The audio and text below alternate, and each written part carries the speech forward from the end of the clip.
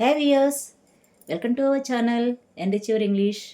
ఈరోజు మనం యానాగ్రామ్స్ గురించి తెలుసుకుందాం. ఇంతకుముందు ఒక వీడియోలో నేను పాలిండ్రోమ్స్ గురించి చెప్పా కదండి. అంటే ఎటు నుంచి పలికినా కానీ ఒకే రకంగా పలికేటటువంటి మాటలు. యానాగ్రామ్స్ అని చెప్పినంటే సేమ్ స్పెల్లింగ్ ఉంటుందండి, కానీ స్పెల్లింగ్ యొక్క లెటర్ యొక్క ప్లేస్ మారుతుందన్నమాట. Change of place of letters, దానివల్ల వేరే ఇంకొక పదాన్ని మనం ఏర్పరచగలచ్చు. ఇటువంటి వాటిని ఏమంటారు ఇంగ్లీష్లో? యానాగ్రామ్స్ అని చెప్పి పిలుస్తారండి. చాలా ఇంట్రెస్టింగ్ అండి ఇవి. సేమ్ అవే స్పెల్లింగ్ అదేంటి లెటర్స్ రిపీట్ అవుతాయి, కాకపోతే వాటి ప్లేస్ మారుతాయి. ఫర్ ఎగ్జాంపుల్, స్టేట్ అనే పదం తీసుకుందాం. మనకి తెలుసు కదా, STATE, స్టేట్. దీన్ని ఎట్లా రాయొచ్చండి యానాగ్రామ్గా మార్చాలంటే? టేస్ట్.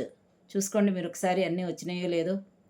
అలాగే లెమన్, మనకు తెలిసిందే కదా, దాన్ని ఎలా మార్చచ్చు ఆలోచించండి.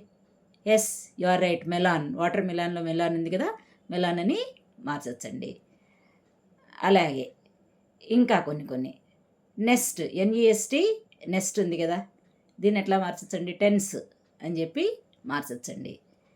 అలాగే ఇలా different arrangement of letters is called anagrams. Some important anagrams మనం కనుక వీటి మీద మనకి పిల్లల్ని ఇట్లా రాయమని చెప్పి మనం, అలాగే ఎల్బో అనేటటువంటి వర్డ్ తీసుకుంటే దానికి యానాగ్రామ్ ఎట్లా మార్చచ్చండి? బిలో. ఇలా అన్నమాట. ఇటువంటి చిన్న చిన్న టిప్స్ ఇచ్చి మనం పిల్లల్ని కనుక లాంగ్వేజ్ నేర్చుకోమని చెప్తే తప్పనిసరిగా భాష పట్ల వాళ్ళకి మంచి పట్టు అనేది వస్తుందండి. మరి ఇట్లాంటి ఇంట్రెస్టింగ్ విషయాలను తెలుసుకుందామా? Please like, share and subscribe my channel.